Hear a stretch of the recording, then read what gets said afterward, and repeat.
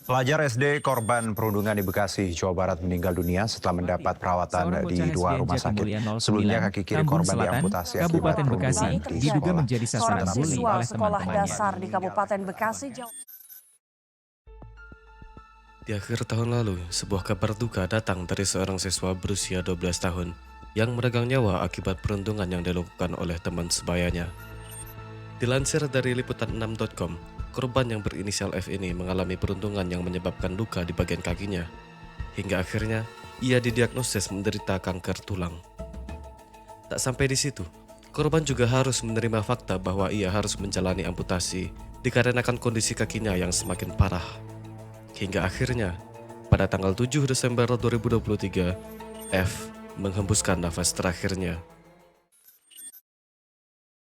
Kasus di atas hanyalah salah satu dari segelintir kasus perundungan anak yang berakhir lara. Begitulah realita yang ada.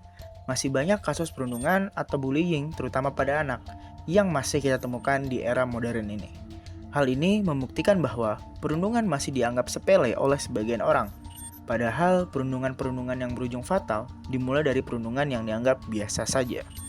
Terdapat 2.355 kasus pelanggaran terhadap anak selama Januari hingga Agustus 2023. Mirisnya, terdapat 837 kasus terjadi di lingkup pendidikan. Lalu, bagaimana dengan kasus-kasus yang tidak dilaporkan atau bahkan tidak dibahas? Bagaimana pula dengan mereka yang kehilangan nyawa? Sayangnya, tak semua perundungan mendapatkan balasan yang setimpal dengan perbuatan mereka. Tak semua korban mendapat hak yang seharusnya mereka dapatkan. Dianggap enteng, hingga berakhir damai. Inikah penyelesaian yang kita semua harapkan? Padahal, kasus perundungan merupakan hal tercela yang sebenarnya juga bertolak belakang dengan identitas negara Indonesia. Dalam ideologi Indonesia, yaitu Pancasila, tepatnya pada sila kedua yang berbunyi, kemanusiaan yang adil dan beradab, telah disuarakan mengenai tiap warga Indonesia yang tinggal di negara ini berhak dimanusiakan secara adil. Selain itu, terdapat pula undang-undang yang membahas mengenai perundungan anak. Salah satu contohnya adalah Pasal 76C UU 35 tahun 2014 yang berbunyi. Selain itu pula, ada Pasal 54 UU 35 tahun 2014 yang berisi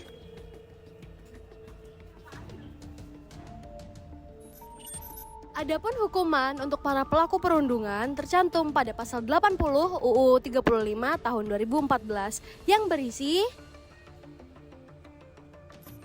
Selain itu pula, ada juga hukuman bagi para pelaku yang berusia di bawah 14 tahun. Hukuman tersebut adalah